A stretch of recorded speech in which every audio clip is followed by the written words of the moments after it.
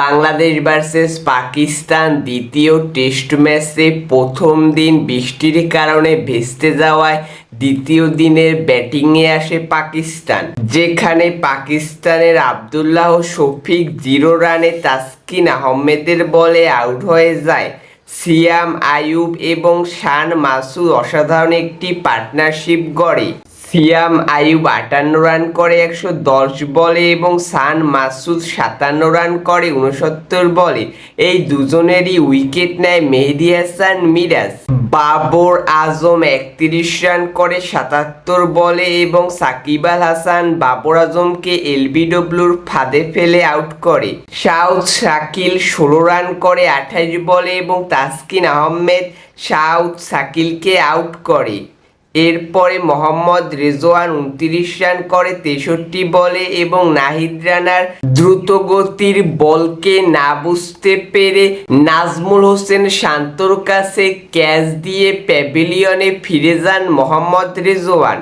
Salman Ali 54 run করে 95 বলে এবং সালমান আলীর উইকেটটি নেয় তাসকিন আহমেদ, ক্যাচ ধরে সাকিব আল হাসান। সালমান আলী 54 রান করে 95 বলে এবং তাসকিন আহমেদের বলে আউট হয়, ক্যাচটি ধরে সাকিব আল হাসান।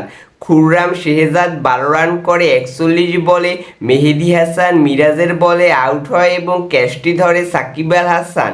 মোহাম্মদ আলী মেহেদী হাসান মিরাজের বলে আউট হয়, মাত্র 2 রান করে ক্যাচটি ধরে সাদমান ইসলাম। আবরার আহমেদ 9 রান করে 7 বলে এবং স্টাম্পিংয়ের ফাঁদে ফেলে মেহেদী হাসান মিরাজ এই আবরার আহমেদের উইকেটটি তুলে নেয়। মীর হামজা 0 রানে অপরাজিত থাকে। সব উইকেট হারিয়ে পাকিস্তানের সংগ্রহ দাঁড়ায় 274 রান, যেখানে মেহেদী হাসান মিরাজ 5টি উইকেট নেয়, তাসকিন আহমেদ 3টি উইকেট নেয়, সাকিব আল হাসান 1টি উইকেট নেয় এবং নাহিদ রানা 1টি উইকেট নেয়। এরপর বাংলাদেশ দল ব্যাটিংয়ে আসে, যেখানে সাদমান ইসলাম এবং জাকির হাসান অসাধারণ শুরু করে 2 ওভারে 10 রান করে দ্বিতীয় দিনের খেলা শেষ করে।